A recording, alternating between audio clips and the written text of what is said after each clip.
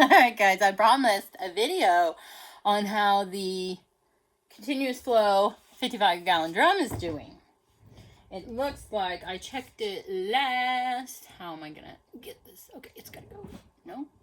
It's gotta go back here. Checked it last. 220. Fed avocados and bananas. 220. Woo-wee. No, I know I've been in there since then. And let me see if I stand over here. You know what? I almost need to go where we are directly under one of these high power LED lights. Let me, hang on. You're going to fall in a hole here. There's a green right there that the wheel goes in. Let me see if I can get, oh, look, you're going to get to see the new baby kitties that the mama cat chose to have the babies there in the overs from right here next to. I've been sifting. She didn't want to go in that special little bed I made her. And then she also, I did a video on it. She also had to choose the, from the, now why is it? I guess you got to go back to see better in camera. She also had a, so I wanted to get you under the light so you could see really well. And that ain't too bad. Not the best, but Kitty, if you weren't there, let me move this chair. You guys, I'm sorry. I'm wasting your time.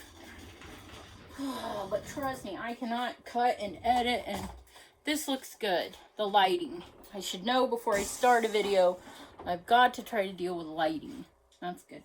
Now, where am I going to put all this? Out. I have to have an extra. Oh. You know, you need to have a table somewhere. This is a mixed anyway, so I'm going to just go ahead and sell that big old euro there. This is a mixed tank, so all this stuff is going to be fine. Ta-da. Stick it here in this. And let's dig in. So this is just the top layer of leaves, which I'm finding they absolutely love. Look at how they've brought all these castings to the top. So they must come up and distribute those up top. There's one of our big ones there.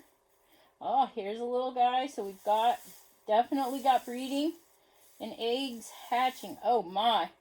Boy, right at that intersection of these leaves and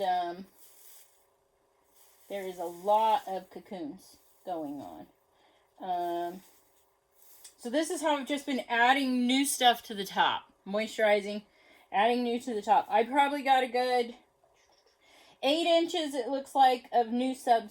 Let's see how well it's, can you guys see? Am I in the way? No, okay.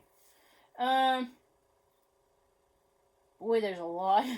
The moisture level must be good because, boy, are they kicking out cocoons. Oh, the substrate's broken down really nice.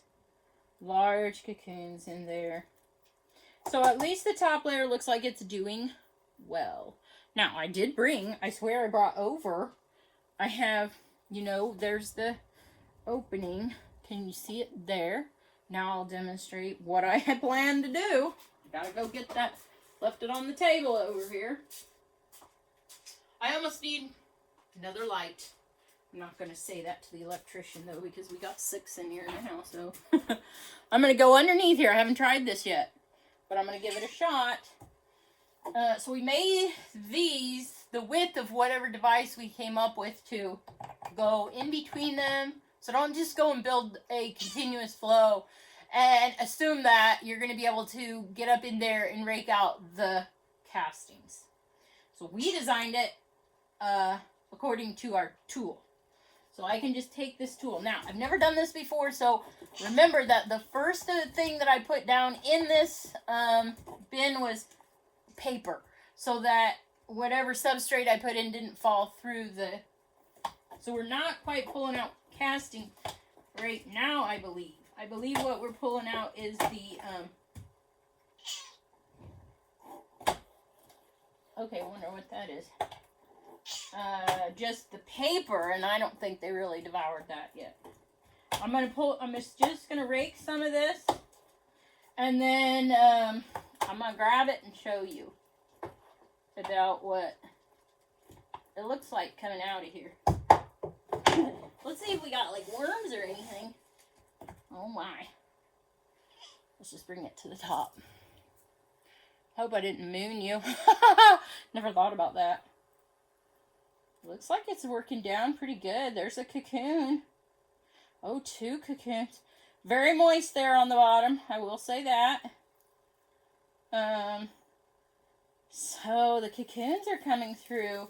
Maybe what I would do is pull these castings out and then run them through the sifter so you can retain your cocoons and your castings. I did have a little, it's a fireplace shovel. And that's what I was going to use to go in and shovel clear to the back after I raked out the castings from out there. I can again, let me pull my pants up. I can go back down in there and try to grab more of those that came down.